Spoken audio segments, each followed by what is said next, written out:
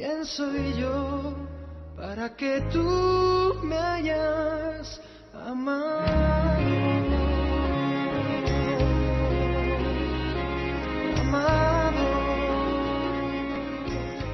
La soledad es uno de los problemas más acuciantes del hombre.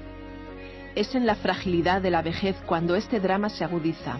En España, 1 millón de ancianos viven solos y muchos mueren en la más completa soledad. Este programa les habla de un amigo que nunca falla, de alguien que nunca nos abandona, Jesucristo. ¿Quieres experimentarlo tú?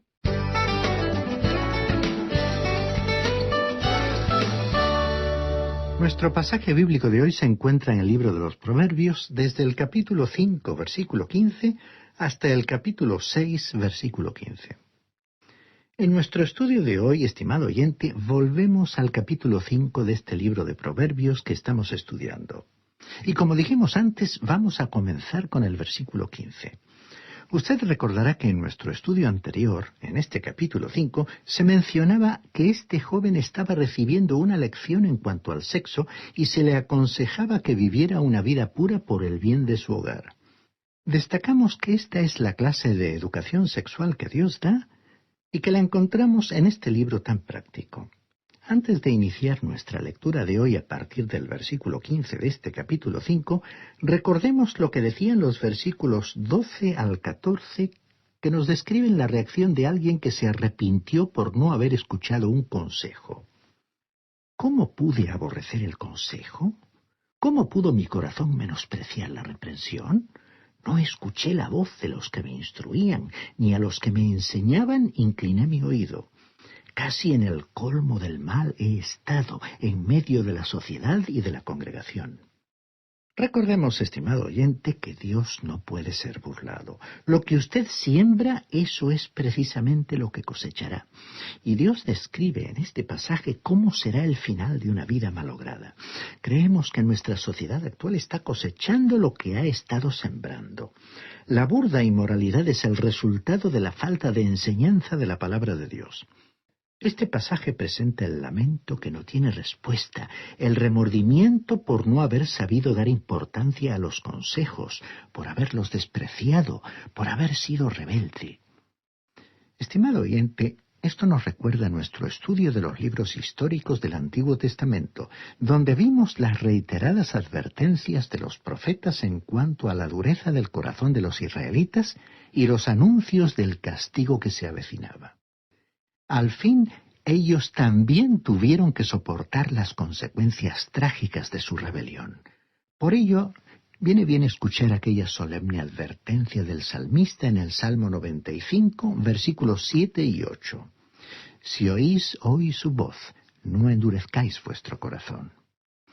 Vamos a iniciar nuestra lectura de hoy leyendo los versículos 15 al 17 de este capítulo 5 de Proverbios, que comienzan a desarrollar el tema la santidad del matrimonio.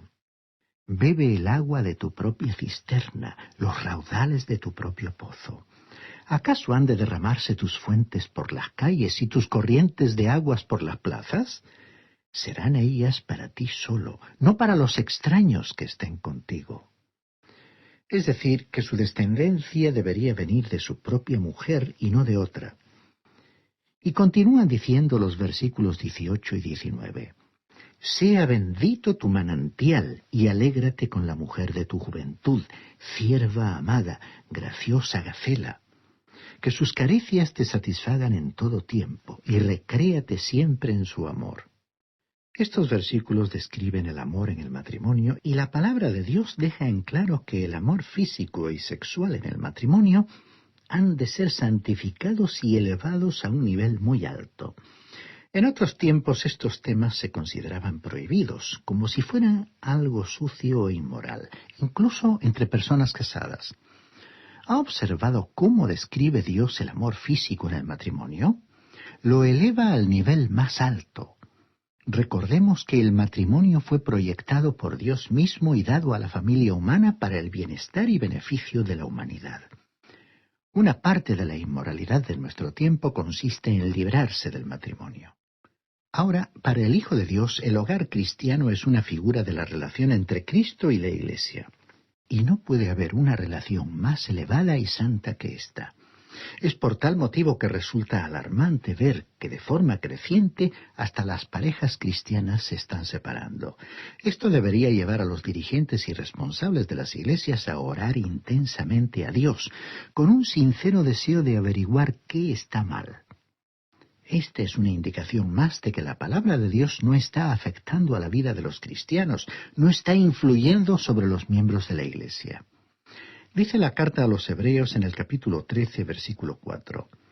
Tened todos en alta estima el matrimonio y la fidelidad conyugal, porque Dios juzgará a los adúlteros y a todos los que cometen inmoralidades sexuales. Dios considera que el matrimonio es una hermosa relación, tiene un carácter elevado y santo y no debe ser tratado como algo impuro. Pero veamos el otro lado de la imagen. Dios juzgará a los adúlteros. El apóstol Pedro en su primera carta, capítulo 3, versículo 7, aconsejó a los maridos que vivieran con sus esposas sabiamente en un espíritu de comprensión y respeto, y les dio un motivo para ello, diciendo: para que vuestras oraciones no tengan estorbo. Esta era una verdadera prueba.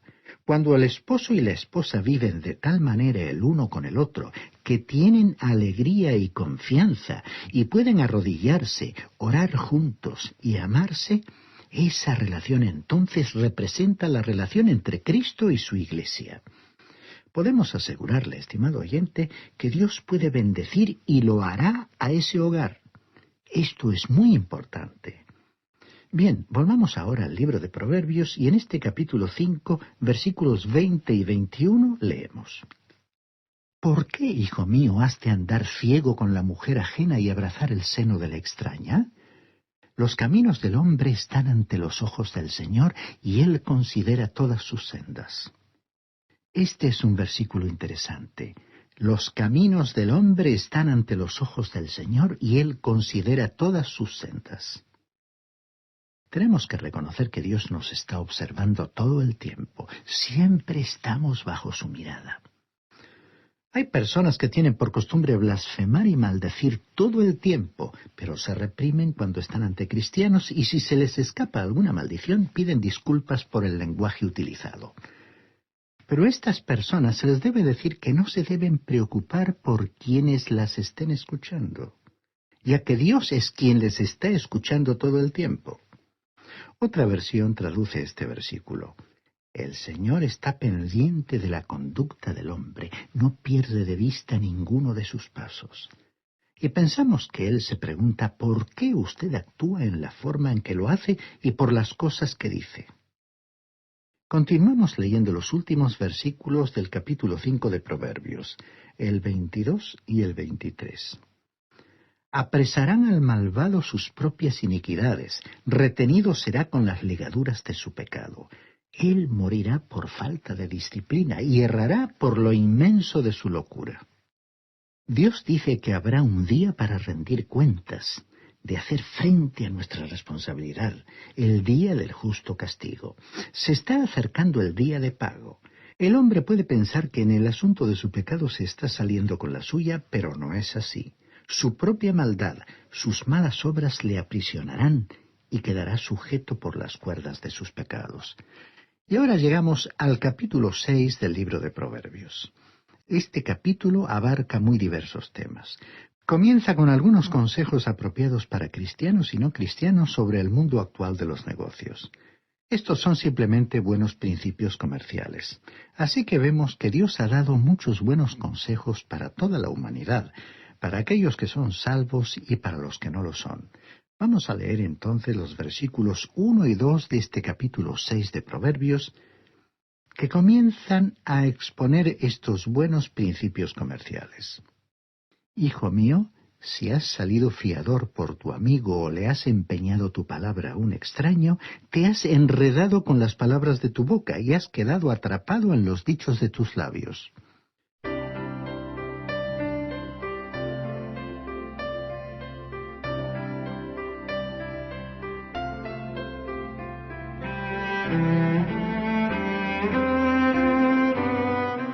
El escritor comenzó con 2 consejos que resultan útiles en todo tiempo.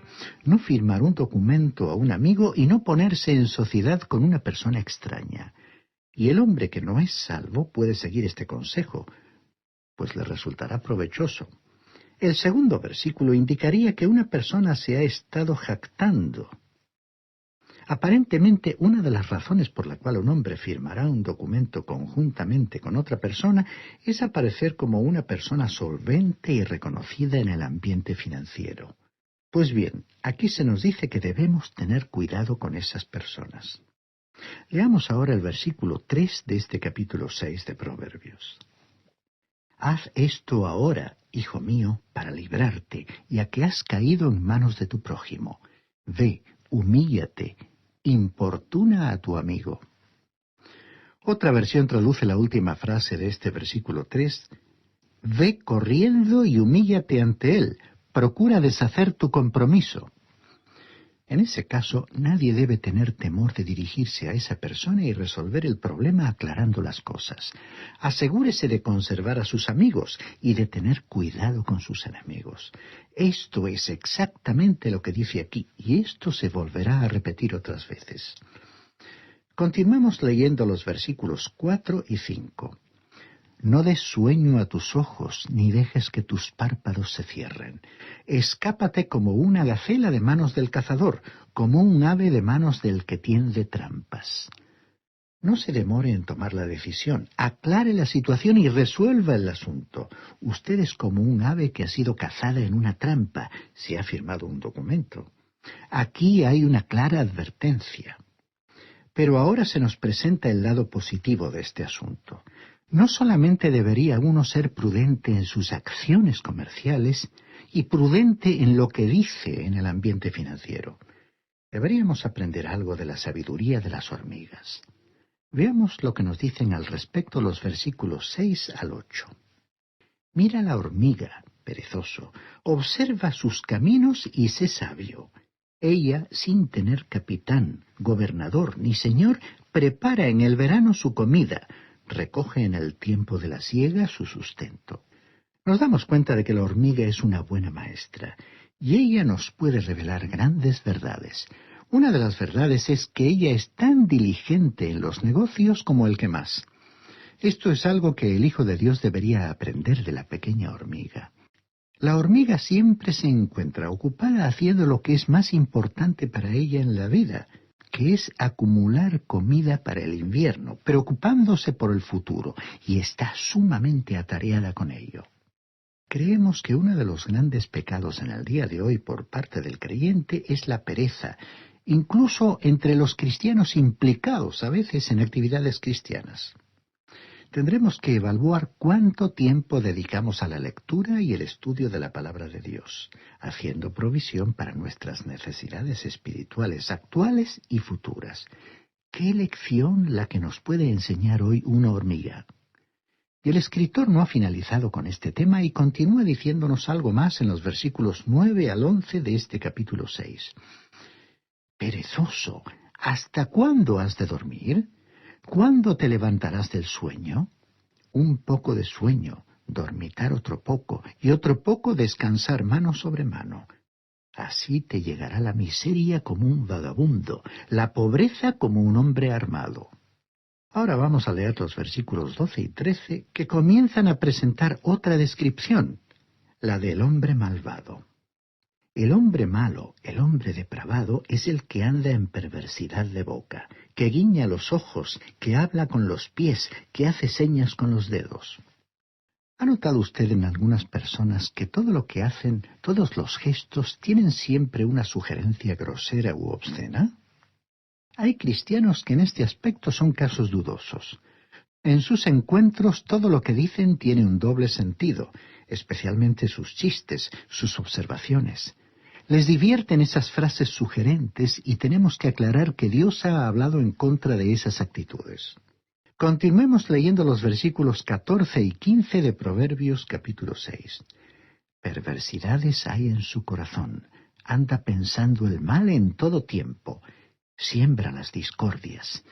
Por tanto, su calamidad vendrá de repente, súbitamente será quebrantado y no habrá remedio. Aquí observemos que esta persona siembra o provoca o alienta discordias. Se supone que esta persona es un hijo de Dios y sin embargo cada movimiento con su cuerpo es sugestivo. A veces solemos ver por televisión a personas que explotan hábilmente esa facilidad, aprovechándose de su sentido del humor y de su capacidad para entretener a las personas. Desafortunadamente hay cristianos a quienes les entretiene y causa mucha gracia escuchar a tales personajes, hasta tal punto que les siguen semanalmente sin perder ninguno de sus espectáculos. Por ello, solemos ver a cristianos pendientes de seguir los dictados de la moda en su forma de vestir o de hablar, utilizando las expresiones que están en boga para aparentar que están al día y proyectar así una imagen supuestamente progresista. El problema es que cuando no se tiene nada positivo que transmitir a los demás, entonces tales personas lo disfrazan, lo maquillan para que pueda ser aceptable en un principio. Por otra parte, las que nosotros necesitamos en este día, estimado oyente, son personas que vivan vidas claras, cristalinas, nítidas, que todo lo que digan y hagan en su vida sea tan claro y puro como el sol del mediodía. Esta es la clase de gente que se necesita en el día de hoy. Estas son personas transparentes, que se revelan tal cual son, y su presencia infunde confianza. Al verlas, uno se da cuenta que puede confiar en ellas. Estas son las compañías ideales para el camino de la vida, para disfrutar de la amistad y del compañerismo cristiano. Esas son las personas que tienen a Cristo en sus vidas y lo reflejan a los demás. Pero para los que tienen la forma opuesta de ser, la Biblia tiene advertencias solemnes. La carta de San Pablo a los Gálatas, capítulo 6, versículos 7 y 8, dice: «No os engañéis, Dios no puede ser burlado, pues todo lo que el hombre siembre, eso también segará. Porque el que siembra para agradar a su naturaleza pecaminosa, de esa misma naturaleza cosechará destrucción. Pero el que siembra para agradar al Espíritu, del Espíritu cosechará vida eterna». De Dios nadie se burla. Él requiere una vida santa. ¿Sabe usted por qué? Porque Él es santo. Él es esa clase de Dios, y Él va a estar interesado en esa clase de persona y va a bendecirla. Estimado oyente, usted y yo necesitamos reconocer que estamos tratando con un Dios santo. En este capítulo 6 del libro de Proverbios que estamos considerando hoy y que veremos también en nuestro próximo estudio, al entrar en un nuevo párrafo de dicho capítulo, examinaremos 7 cosas que Dios detesta. Alguien quizás nos diga, ¿cómo es eso? ¿Dijo usted que Dios aborrece 7 cosas?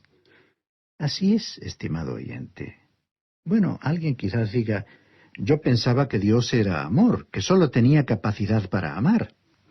Sí, claro, Él es amor, pero Él aborrece el mal y todo aquello que el mal ha causado y está produciendo en la raza humana. Mientras tanto, le sugerimos que lea usted el resto de este capítulo para que pueda comprobar por sí mismo la forma clara y directa en que Dios se expresa con respecto a todo aquello que se opone a su propia naturaleza como Dios santo que es. Es por ese motivo que Dios detesta todo elemento extraño que se introduce en las vidas de los cristianos, porque puede alejar a los cristianos de esa relación de comunión y compañerismo que Él quiere tener con los suyos, y porque todo aquello que sea sucio o impuro puede arruinar no solo sus vidas, sino también las de aquellos que se encuentran a su alrededor.